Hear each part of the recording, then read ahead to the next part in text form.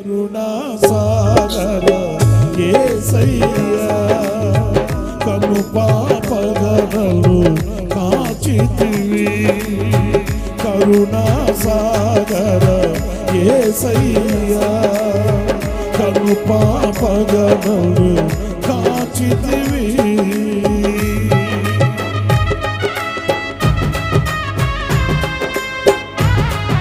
స్తోత్రం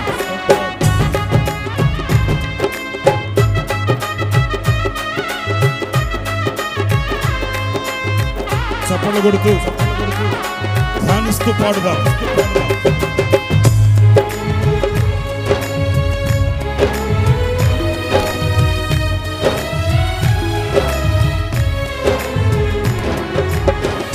యోగ్యత లేని పాత్రను నేను శాశ్వత ప్రేమతో నింపితివి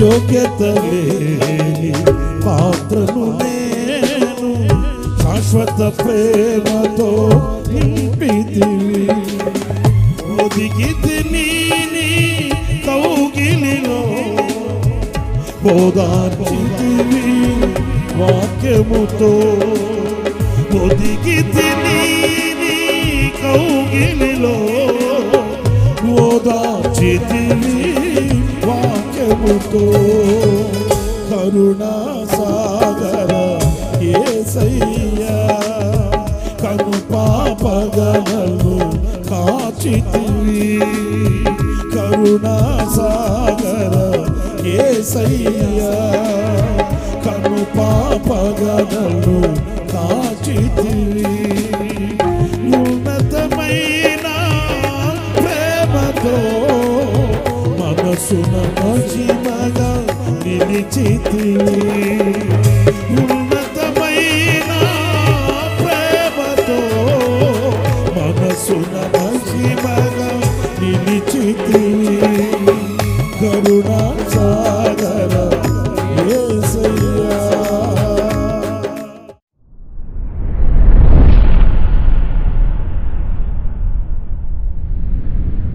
ప్రైజ్ ది లార్డ్.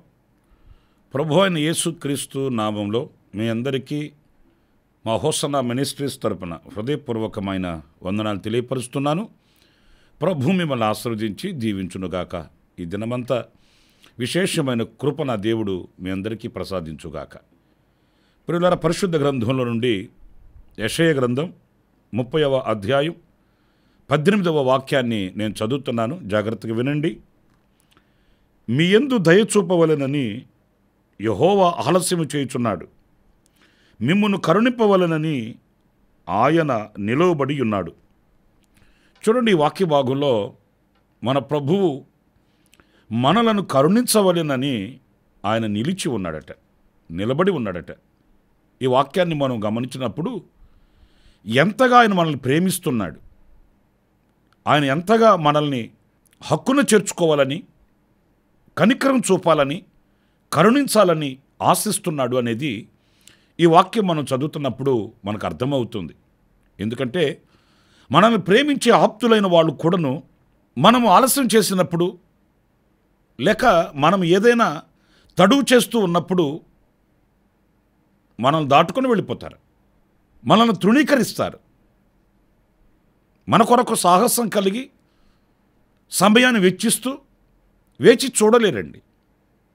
కానీ మనం ఆయన వైపు తిరగకపోయినప్పటికీ, మనం ఆయనను విసర్జిస్తూ ఉన్నప్పటికీ, పలుమార్లు ఆయనకి గాయాన్ని రేపుతున్నప్పటికీ, ఆయనకు వెన్ను చూపి లోకానికి ముఖము చూపి మనం పరుగులు తీస్తున్నప్పటికీ, ఆయన మన కొరకు మనల్ని కరుణించాలని, క్షమించాలని, కటాక్షం చూపించాలని, వాత్సల్యత చూపించాలని ఆయన నిలబడే ఉన్నాడు అన్నప్పుడు ఆయన ఎంత ప్రేమగల దేవుడు, ఆయన ఎంతగా మనల్ని ప్రేమించి హక్కును చేర్చుకోవాలని ఆశించుచున్న దేవుడు అనేది ఈ వాక్యంలో మనం గమనించాలి.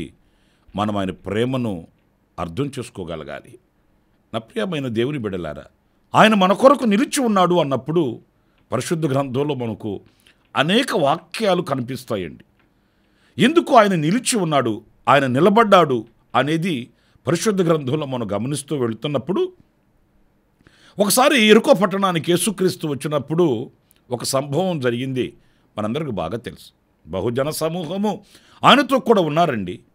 ఆయన ఆ మార్గంలో వెళుతున్నప్పుడు ఓ కిక్కిరిసిన జనం. సేవకులుగా మేము కొన్ని ప్రాంతాలకు వెళ్ళినప్పుడు ఆ ప్రాంతపు ప్రజలందరూ గుమ్ముకూడుతారు. వాళ్ళతో ఎవరితో ఏం సమాధానం చెప్పాలనేది చాలా కష్టంగా ఉంటుందండి. ఎందుకంటే 10 మంది కూడినప్పుడు 10 మంది 10 సలహాలు అడుగుతుంటారు, ఆలోచనలు అడుగుతుంటారు. ఒక్కరొక్కరుగా మాట్లాడండి అంటుంటాం మేము కూడాను. మరి ఒక సేవకులుగా మేము ఆయా ప్రాంతాలకు వెళ్ళినప్పుడే ఆ ప్రాంతపు ప్రజలు గుమ్ముకూడినప్పుడు మరి అంత ఇబ్బందికరంగా ఉంటుంది. మరి యేసుక్రీస్తే సాక్షాత్తు ఆయన ఆ గ్రామానికి వెళ్ళినప్పుడు, యెరికో పట్టణానికి వెళ్ళినప్పుడు బహుజన సమూహం గుమ్ముకూడిపోయారు. ఆయనతో వెళ్తున్నాడు. అప్పుడు ఆ త్రోవ ప్రక్కన కూర్చొని ఉన్న ఒక గుడ్డి భిక్షగాడు కేక వేశాడట. దావీదు కుమారుడా, నజరేయుడైన యేసు, నన్ను కరుణించవయ్యా అని కేక వేస్తుంటే ఆశ్చర్యమైన సంగతి అండి. అంత బహుజన సమూహం ఆయన వెంట వెళుతున్నారు. కేకలు, అరుపులు ఉంటాయి, అక్కడ అలజడి ఉంటుంది. అయినప్పటికీ కూడా ప్రియులారా, ఆ గుడ్డి భిక్షగాడు వేసిన కేక యేసయ్య స్పష్టంగా విన్నాడండి. నిజమే, మన ప్రభు ఎవరు అనంటే మనం ఎక్కడ నిలిచి ఆయన వైపు తిరిగి ఆయనని పిలిచినా ఆయన వినగలిగే దేవుడండి. ఒకవేళ దూరాన్ని బట్టి తల్లిదండ్రులు మన యొక్క ఆక్రందనను వినకపోవచ్చు, మనకున్నవాళ్ళు కన్నవాళ్ళు మన బాధను వినలేకపోవచ్చు. కానీ మన పరలోకపు తండ్రి ఎవరు అనంటే మనం ఆయన పిలిస్తే ఆయన వింటాడు, మొరపెడితే సమాధానమిస్తాడు. మనం ఎక్కడ నిలిచి ఆయన వైపు తిరిగి ఆయనను వేడుకున్నా ఆయన ప్రత్యుత్తరం ఇవ్వగలిగిన పరిశుద్ధుడైన దేవుడండి. లేకపోతే అంత జనసమూహం ఆయన మధ్యలో ఉన్నప్పుడు ఆ గుడ్డి భిక్షగాడు వేసిన ఆ కేక ఆయన విన్నాడు. విని వీంతో నాకేంటి, ఇంత జనసమూహం ఇక్కడ ఉన్నప్పుడు నేను ఆగి ఆ గుడ్డి భిక్షగాడితో నేను సంభాషిస్తూ నిల్చుంటే వీళ్ళంతా ఏమనుకుంటారు, అలా అనుకోలేదు. ఆయన నిలిచాడట. చూడండి, మార్కు సువార్త 10వ అధ్యాయం 49వ వాక్యాన్ని నేను చదువుతున్నానండి. అప్పుడు యేసు నిలిచి వానిని పిలువడని చెప్పగా వారు ఆ గుడ్డివానిని పిలిచి, ధైర్యం తెచ్చుకొనుము, ఆయన నిన్ను పిలుచుచున్నాడు, లెమ్మని వానితో చెప్పిరి. ప్రియులారా చూడండి, అప్పుడు యేసు నిలిచి, అక్కడ ఎందుకు నిలబడ్డాడు, ఎందుకు నిలిచాడు అనంటే వానిని స్వస్థపరచాలని. వానికున్న బలహీనత ప్రభువుకు తెలుసు. ఏ పరిస్థితుల్లో కుమిలిపోతున్నాడో, ఏ అంధకారంలో మగ్గిపోతున్నాడో, ఏ పరిస్థితులలో జీవితం మీద విరక్తి కలిగి అడియాసలు కలిగి అతడు అల్లల్లాడిపోతూ తల్లడిల్లిపోతున్నాడో సమస్తం ప్రభువుకు తెలుసు. అందుకే ఆ గుడ్డి భిక్షగాని కేక విని ఆయన నిలిచిపోయాడు. వాడిని పిలవనంపించాడు, వాని కోరికను తెలుసుకున్నాడు. అతను అడిగినట్లుగానే మన ప్రభు అయిన యేసుక్రీస్తు వాని ఆశను తీర్చి వాడిని స్వస్థపరిచినట్లు వాక్యం చెప్తుందండి. నా ప్రియమైన దేవుని బిడ్డలారా, ఆయన ఈ రోజున నిన్ను స్వస్థపరచాలని, నీ ఆక్రందన వినాలని, నీ గోడు వినాలని, నీ కన్నీళ్లను తొడవాలని, నీ కుటుంబంలో, నీ వ్యక్తిగత జీవితంలో ఈ రోజున నేను వేధిస్తూ ఉన్న ఆ అంధకారాన్ని తొలగించాలని ఆయన నిలిచి ఉన్నాడు. ఆయన నిలిచి ఉన్నాడు. నిశ్చయముగా నీవు ఆయనని పిలవగలిగితే, ఆయనకు చెప్పుకోగలిగితే, ఆయనకు విన్నపించుకోగలిగితే, ఆయనకు మనవి చేసుకోగలిగితే నిన్ను స్వస్థపరుస్తాడు. దీర్ఘకాల వ్యాధులలో నుంచి ఎలాంటి బలహీనతలలో ఉన్నప్పటికీ కూడా ఆయన క్షణంలో నేను విడుదల కలిగించి స్వస్థపరచుటకు శక్తి కలిగిన దేవుడు ఒకే ఒక్కడు. ఆయన పేరే నజరేయుడైన యేసు. నా ప్రియమైన దేవుని బిడ్డలారా, ఈ మాటలు వింటున్నప్పుడే నీ హృదయంలో విశ్వాసం కలిగి ప్రభుని పిలువు, ప్రభుని వేడుకో. నీ గోడు, నీ బాధ, నీ యొక్క ఆవేదన, నీ ఆక్రందనంతయు కూడా ఆయనతో చెప్పు. ఈ క్షణమే నా ప్రభు నీకు ఒక అద్భుతం చేస్తాడు, స్వస్థపరుస్తాడు, విడుదల కలిగించి సమసమాజంలో నేను ఒక సాక్షిగా ఆయన నిలబెడతాడు. మరొక మాట కూడా నేను మీకు జ్ఞాపకం చేస్తాను. అదేంటంటే యోహాను సువార్త 21వ అధ్యాయం 4-5 వాక్యాలని నేను చదువుతున్నానండి. సూర్యోదయం అగుచుండగా యేసు ధరిని నిలిచెను. అయితే ఆయన యేసు అని శిష్యులు గుర్తుపట్టలేదు. 5వ వాక్యం, యేసు పిల్లలారా భోజనమునకు మీ యొద్ద ఏమైనా ఉన్నదా అని వారిని అడుగగా, పిల్లలారా చూడండి, ఇక్కడ తన శిష్యులు చేపలు పట్టడానికి వెళ్ళారు. వాళ్ళ ప్రయాసంలో వాళ్ళు ఉన్నారులేండి. కానీ యేసు సూర్యోదయం అగుచుండగా దరిని నిలిచి ఆయన వారిని పిలుస్తున్నాడు. పిల్లలారా, భోజనం చేయడానికి మీ దగ్గర ఏమైనా ఉన్నదా అని. ఎందుకంటే వాళ్ళు శ్రమ పడుతున్నారు, కానీ కనీసం భోజనము చేయుటకైనను కూడా వాళ్ళు ఏమీ సంపాదించుకోలేదండి. ఏమీ వాళ్ళకి దొరకలేదండి. ప్రియమైన దేవుని బిడ్డల, కొన్ని సందర్భాలలో మన వ్యక్తిగత జీవితాలలో రాత్రి బహుళ శ్రమ పడుతుంటాం, రెక్కల ముక్కలు చేసి రక్తాన్ని ఆవిరి చేస్తుంటాం. ఇంట్లో ఉండేది కొంతసేపే, కానీ ప్రయాసపడేది జీవితంలో అవి లెక్కించలేని పరిస్థితులండి. మరి ఏమైనా సంపాదించారా అని అంటే ఏమీ ఉండదండి. మనాళ్ళు పెద్దలు చెప్తుంటారు సరదాగా, క్షణం తీరికుండదు, దమ్మిడి ఆదాయం ఉండదు అని చెబుతుంటారు. అదే పరిస్థితి. అందుకే ప్రభు వాళ్ళ స్థితిని గుర్తించాడు. అయ్యో, నా పిల్లలు శ్రమ పడుతున్నారు, కష్టపడుతున్నారు, చేతులు ముడుచుకొని గోర్లు కొడుక్కుంటూ కూర్చోలేదు, కష్టపడుతున్నారు, కానీ భోజనం కూడా చేసే పరిస్థితుల్లో లేరే అని ఆయన వారిని దర్శించి దరిని నిలిచి వాళ్ళని పిలిచి, మీరు 13వ వాక్యంలో చూస్తారండి, యేసు వచ్చి ఆ రొట్టెను తీసుకొని వారికి పంచిపెట్టెను, అలాగే చేపలను కూడా పంచిపెట్టాను. ఆయన వారి కొరకు సిద్ధం చేసి, ఇది ప్రభువే, వాళ్ళు ఆకలితో ఉన్నారని, ఆవేదనతో ఉన్నారని, ఒట్టి చేతులతో ఉన్నారని, ఓడిపోయి ఉన్నారని ఆయనకి తెలుసండి. అందుకే ఆయన వారికి ఆహారం ఇచ్చుటకు అక్కడ నిలిచి వారిని పిలిచి వాళ్ళకి సేద తీర్చి వాళ్ళకి ఆహారాన్ని పెట్టి వాళ్ళని బలపరిచినట్లు ఇదిగో ఈ వాక్యం చెప్తుంది. ఒకవేళ ప్రియమైన దేవుని బిడ్డ కష్టపడుతుండి ప్రతిఫలం పొందుకోలేక చాలని సంపాదనతో ఏదో అతుకుల బొంతగా జీవితం సాగిపోతుందా? ఈరోజు నేను మీతో చెప్తున్నాను, దేవుని వాక్యాన్ని బట్టి నా దేవుడు నిన్ను ఆశీర్వదిస్తాడు, నా దేవుడు నీ కొదువలు తీరుస్తాడు, నీ కన్నీళ్లు తుడుస్తాడు. ఏ పరిస్థితులలో ఏది చేతికి రాక ఓడిపోతూ వాడిపోతూ చెడిపోతూ పడిపోతూ నిలువ లేని పరిస్థితులలో ఒకవేళ నువ్వు తల్లడిల్లిపోతుంటే నా ప్రభు ఇదిగో ఈవేళ నిశ్చయముగా నీ ఎదుట నిలుస్తాడు, నీ అక్కరలన్నీ తీరుస్తాడు. నేను దీవించుటకు శక్తి కలిగిన దేవుడు. ఎందుకంటే ఆయన నిన్ను ప్రేమిస్తున్నాడు, ఆయన కౌగిలిలో నిన్ను దాచుకొని ఉన్నాడు, ఆయన నిన్ను పిలిచిన పిలుపు అది శ్రేష్టమైనది గనుక ఆయనే వారు ఎదుట నిలిచినట్లు నీ ఎదుట నిలుస్తాడు. నిశ్చయంగా నీ కన్నీళ్లు తొలగించి ఆయన నీకు ఆహారం ఇచ్చి నిన్ను దీవిస్తాడు అనే విషయాన్ని ఇదిగో ఈ వాక్యం చెప్తుంది. విశ్వాసము కలిగిన వారమై ఆయన మనల్ని దీవించినట్లు, ఆయన మనల్ని ఆశీర్వదించినట్లు ఆయన వైపు మనం తిరగాలి. ఆయన మనల్ని విడువడని విశ్వాసంతో మనం ముందుకి సాగాలి. నిశ్చయముగా మన దేవుడు మన కొదువలు తీర్చే దేవుడు. అందుకే ఆయన దరిని నిలిచాడనే విషయాన్ని మనం గుర్తించాలి. మరొక చిన్న వాక్యాన్ని కూడా నేను మీకు జ్ఞాపకం చేస్తాను. అది యోహాను సువార్త 20వ అధ్యాయం 19-20 వాక్యాలు నేను చదువుతున్నానండి. ఆదివారం సాయంకాలమున శిష్యులు యూదులకు భయపడి తాను కూడి ఉన్న ఇంటి తలుపులు మూసుకొని ఉండగా యేసు వచ్చి మధ్యను నిలిచి, మీకు సమాధానము కలుగునుగాక అని వారితో చెప్పెను. 20వ వాక్యం, ఆయన ఇలాగు చెప్పి వారికి తన చేతులను ప్రక్కలను చూపగా శిష్యులు ప్రభువును చూచి సంతోషించిరి. ఈ 2 మాటలు చూడండి.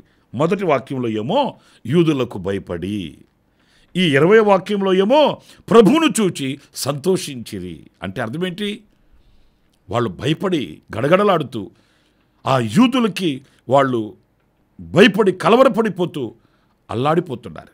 ఇక్కడ 20వ వాక్యంలో మనం చదివితే ఆయన వచ్చి వాళ్ళ మధ్య నిలిచాడట, ఆయన చేతులు ప్రక్కలు వాళ్ళకి చూపించాడట, వాళ్ళ సందేహాన్ని తొలగించాడట. ఇప్పుడు వాళ్ళ భయం తొలగిపోయింది, వాళ్ళకి ధైర్యం కలిగింది, ఆదరణ కలిగింది. మన ప్రభు మనతో ఉన్నాడు. మన ప్రభు మనం చేయవిడిచే దేవుడు కాదు. ఆయన చనిపోయి సమాధి చేయబడి ఆయన అంతటితో తన చరిత్ర సమాప్తం చేసిన వాడు కాదు. ఆయన సజీవుడు, పునరుద్ధానుడు, ఆయన లేచి ఉన్నాడు. ప్రియమైన దేవుని బిడ్డలారా గమనించండి, వాళ్ళ భయాన్ని తొలగించడానికి, వాళ్ళకి ఆదరణ కలిగించడానికి, ధైర్యాన్ని కలిగించడానికి, ఏ పరిస్థితుల్లో కృంగిపోయి ఉన్నారో, ఏ పరిస్థితుల్లో అలజడి పాలై అల్లాడిపోతూ తల్లడిల్లిపోతున్నారో ఆ పరిస్థితుల్లో ప్రభు వారికి చేయూతనివ్వడానికి, సమాధానమును కలిగించడానికి వారి ఎదుట ఆయన నిల్చున్నాడు. వారిని ధైర్యపరిచి, దృఢపరిచి, స్థిరపరిచి వారిని సాక్షిగా వాడుకున్నాడు. ఆ దేవుడే మన దేవుడు కాడా? ఆ దేవుడు సజీవుడు కాడా? ఆనాడు ఉన్న దేవుడు ఈనాడు లేడా? ఉన్నాడు. ఆయన నిన్న నేడు నిరంతరం ఏకరీతిగా ఉండే దేవుడు అండి. భయపడకండి. ఏ విషయాలకైనా, ఏ పరిస్థితులకైనా భయపడకండి. ఎందుకంటే మన ప్రభువు మన బలహీనతలలో మన ఎదుట నిలిచే దేవుడు అండి. నా ప్రియమైన వారులారా, ఏదో కష్టాలలో ఉన్నామని ఆయన తల తిప్పుకొని వెళ్ళిపోయేవాడు కాదు. కన్నీళ్లలో ఉన్నామని ఆయన కనులు మూసుకునేవాడు కాదు. లేక మనం అన్ని విషయాలలో ఘనతాస్పదంగా ఉన్నప్పుడు మన ప్రక్కన నిలిచి, కష్టాలలో ఉన్నప్పుడు ఆయన తరలిపోయేవాడు కాదు, ఆయన దూరమైపోయేవాడు కాదు. ఏ పరిస్థితుల్లోనైనా ఆయన మన ఎదుట నిలుస్తాడు. పరిస్థితులకు భయపడకండి, శత్రువులకు భయపడకండి, సాతానుకు భయపడకండి, లోకానికి, లోకంలో ఉన్న వాటికి భయపడకండి. ధైర్యం కలిగి ఉండండి. ఆయన మన ఎదుట నిలిచే దేవుడు. ఇరుకైన మార్గాలు వస్తాయి, శోధనలు వస్తాయి, ఇబ్బందులు కలుగుతాయి. కానీ అన్ని పరిస్థితులలో ఆయన మన ఎదుట నిలిచినప్పుడు ఏ పర్వతం కూడా మన ఎదుట నిలవలేదు, ఏ సముద్రము కూడా మన ఎదుట నిలవలేదు. ఆయన మనల్ని చేపట్టి దాటిస్తాడు, మన ముందు నడిచి మన మార్గాన్ని సరళం చేస్తాడు, మన నడకను కొనసాగింప చేస్తాడు.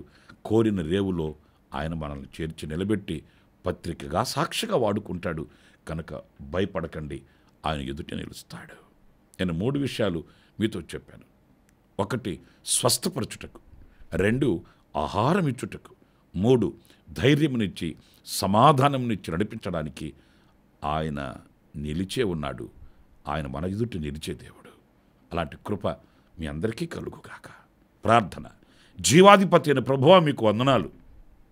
మీరు మా ఎదుట నిలిచే దేవుడవు, అందుకు నీకు స్తోత్రాలు. ఎందుకు నిలిచే దేవుడవో మీ లేఖనాల నుంచి మేము నేర్చుకుంటూ వచ్చాం. మీ వైపు చూస్తూ ధైర్యంగా ముందుకి కొనసాగుటకు కావలసిన శక్తిని మీరు మాకు అనుగ్రహించి నడిపించమని మీ పాద పద్మానికి మమ్మల్ని ఒక్కొక్కరిని అప్పగించుకుంటూ యేసు నామములో ప్రార్థించి వేడుకొనుచున్నాను తండ్రి. ఆమేన్, ఆమేన్. ప్రభు కృప ఈ దినమంతా మీకు సమృద్ధిగా కలుగుగాక. ఆమేన్. అనుదిన కృపాను సందేశముల కొరకు, ఇంకా మరిన్ని ఆత్మ సంబంధమైన సందేశాల కొరకు ఈ మా యూట్యూబ్ ఛానల్ ను సబ్స్క్రైబ్ చేసుకోండి. Pastor Ramesh hosanna ministries.